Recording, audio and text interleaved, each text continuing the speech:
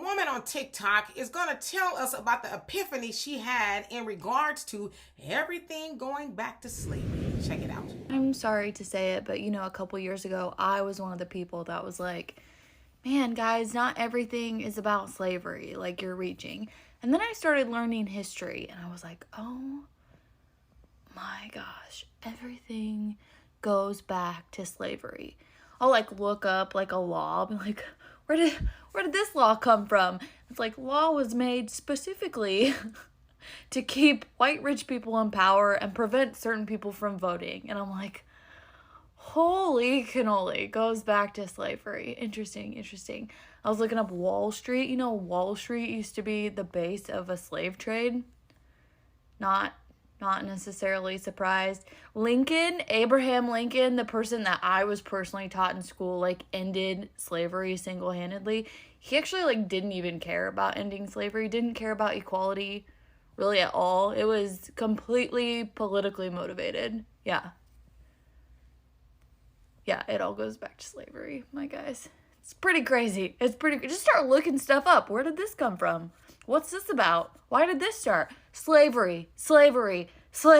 Holy cannoli. So as you saw and heard her say, she was one of those people that thought not everything is about slavery, right? Then she said she started to do some research and learn things. And she was like, wait a minute now. Everything does go back to slavery, whether it is laws. Of course, we know you could go to the 13th Amendment, right? Now, of course, they said, oh, slavery is over, except for what?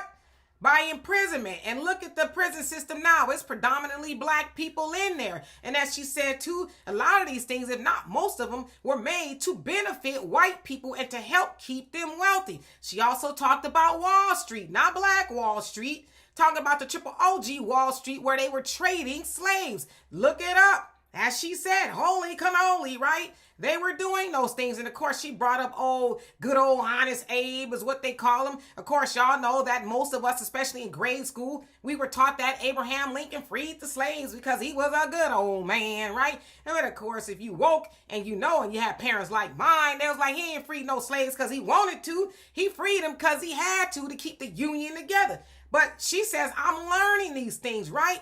So she's basically saying, yeah, everything does go back to slavery, especially here in the United States of America. And you can still see remnants of it. It's not even remnants. It's out there in your face of the things being made from slavery to benefit them. They still benefit to this day from slavery, from generational wealth that our people were robbed of, right?